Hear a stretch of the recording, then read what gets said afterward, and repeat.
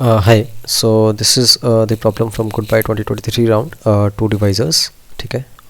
And here जो दिया हुआ है वो ये है कि हमारे पास दो इंटीजर्स हैं a and b such that b is the largest divisor of a number x. ठीक है, which is less than x actually, you can say here, and a is the second largest divisor after b. ठीक है, and you have to find this number x. For example, suppose here 2 and 3, a is 2 and b is 3, and we have to find x such that 3 is the largest divisor of that number x, and 2 is the second largest divisor of number x, and which is the answer is 6. Okay, so this is quite interesting problem, and the prerequisites is you should have knowledge of about number theory. Okay, so let's discuss the problems solution actually. So fine, so we have two numbers a and b, and we need to find x. ठीक है, and b is the largest divisor of x, and a is the second largest divisor of x. ठीक है, so एक चीज़ देख सकते हो आप कि देखो कोई भी नंबर को हम उसके प्राइम फैक्टर्स में लिख सकते हैं, टर्म्स में लिख सकते हैं. ठीक है, for example let's say we have 12, so इसको हम लिख सकते हैं ना 2 into 3. So all are prime factors, right. So किसी भी नंबर को हम प्राइम फैक्टर्स की टर्म्स में लिख सकते हैं. लेट्स से एक्स का जो प्राइम फैक्टर फैक्टराइजेशन का तरीका है वो लेट्स से ये है कि x is equals to p1 into p2 into p3 into p4. ठीक है, into p5. These are all prime factors.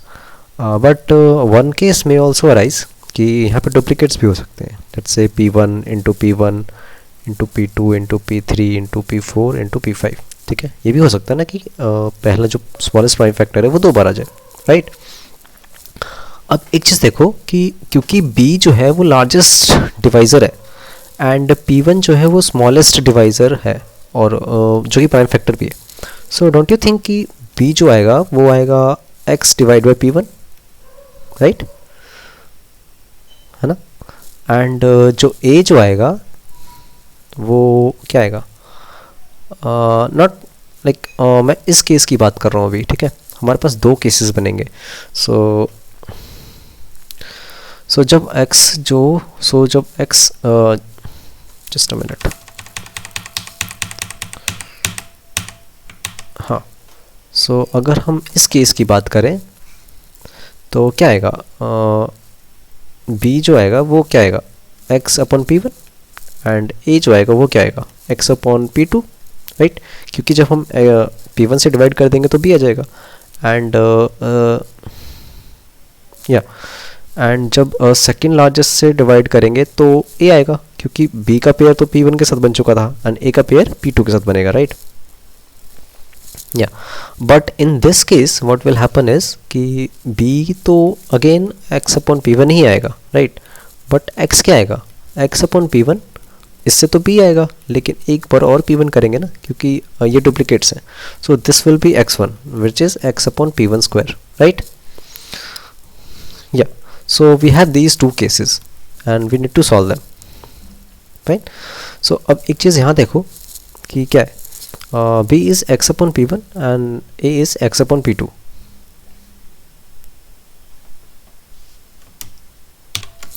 अब देखो क्या है कि अगर x is equals to p1 into p2 into p3 into p4 है मान लो, एंड हम b जो निकाल रहे हैं वो p1 को एलिमिनेट करके निकाल रहे हैं. ठीक है, एंड a जो निकाल रहे हैं हम p2 को एलिमिनेट करके निकाल रहे हैं. इसका मतलब a क्या है, a है p1 into p3 into p4, और b क्या है, b है p2 into p3 into p4, क्योंकि हमने यहाँ पे एलिमिनेट कर दिया ना.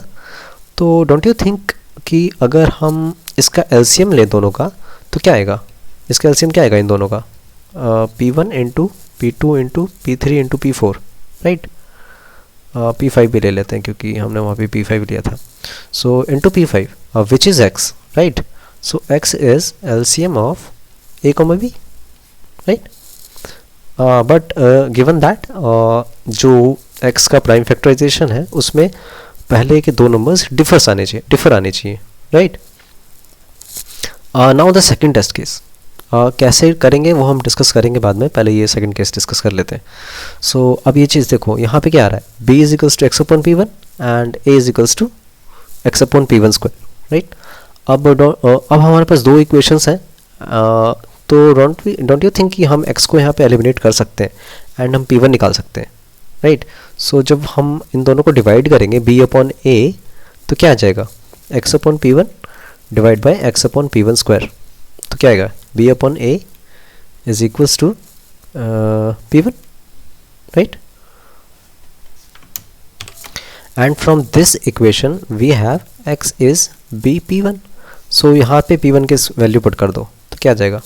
b into B upon A, so which is x is equals to B square upon A.